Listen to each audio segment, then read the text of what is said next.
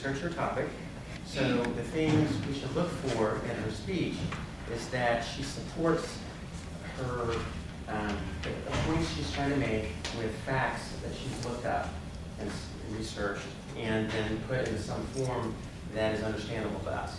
So that's the main goal of this particular speech. Obviously, all the previous things that we learn about she'll try to include as well, but the focus should be on is she presenting facts that make her speech credible and is it understandable to us and and interesting and fun. So, thanks. Thank you, Bobby. So Asia could come up. Again, sorry, she went to WFF recently, and her speech today is about fear. Welcome. Madam Toastmaster, fellow Toastmasters. As Ingrid said, I went to WFF, and one of the key takeaways that I got was fearless leadership. And I began to think about fear. What were things that contributed to my fears, and what were things that were hurdles because of fear? And so that led to my topic of fear. There's two types of fears that we're going to go through throughout my presentation, and I'm going to explain to you and how to readjust your thinking so that way you change from lowercase fear to the acronym of fear. What is fear? According to Webster's, fear is an unpleasant emotion caused by the belief that someone or something is dangerous or likely to cause a pain or a threat. Or it is to be afraid of someone or something as likely to be dangerous, painful, or threatening. According to Psychology Today, fear is an emotional response induced by a perceived threat which causes a change in the brain and organ function as well as in behavior. Scientists believe that fear is a chain reaction a chain reaction in the brain that starts with a stressful stimulus and ends with the release of chemicals that cause a racing heart, fast breathing, energized muscles, and among other things, the fight or flight response. There are parts of the brain that have to do with fear. The thalamus, the sensory cortex, the hippocampus, the amygdala, and also the hypothalamus. As you can see, there are several different things that those things control. The thalamus is the sensory part of fear. The sensory cortex interprets the thalamus signals. The hippocampus stores and retrieves memories. So when you have a fear memory, it stores that fear in as a memory, and it also allows you to bring that up once your thalamus and your sensory cortex starts to happen when you have the danger or the threat of fear. The amygdala decodes emotions and stores those fear memories. So once you have that fear of, say, for instance, I know Dan was talking about being in the ocean. I absolutely hate the ocean. I'm afraid of the ocean because I don't know what's in the ocean.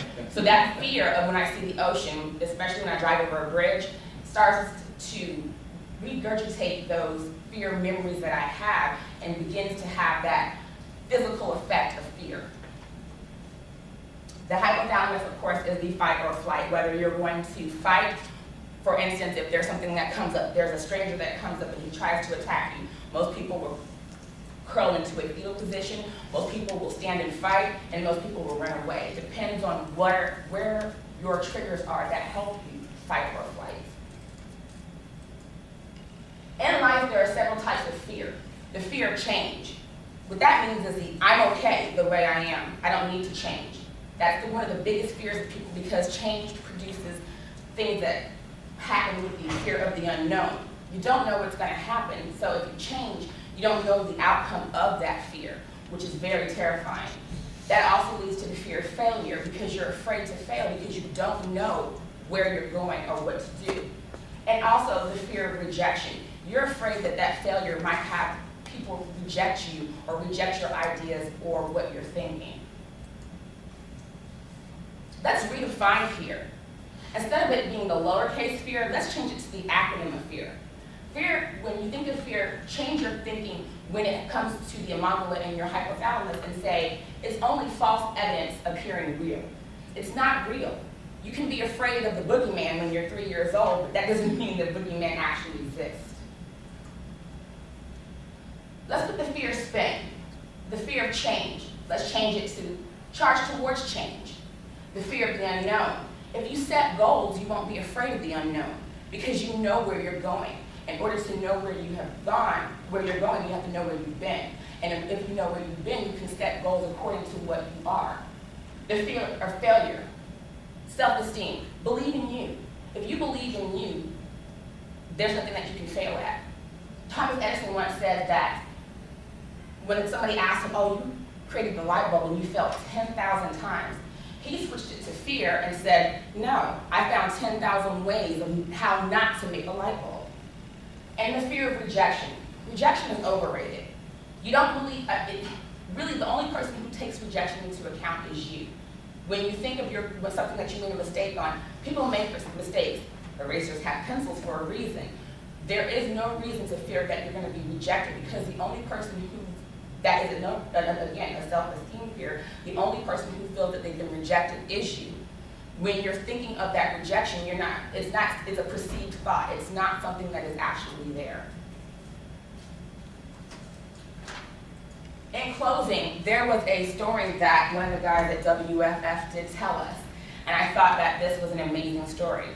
He said that he was he was part of a football team, he was a rookie, he was traveling to New York, and it was him and a bunch of people from there's 4 guys, and they were from different parts of the country, little hick towns or what have you, and they were worried about taking the subway. They'd seen all these terrible movies about taking the subway.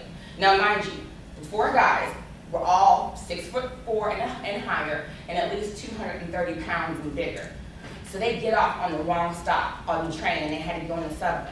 So they're walking side by side like this together, and they're terrified looking around.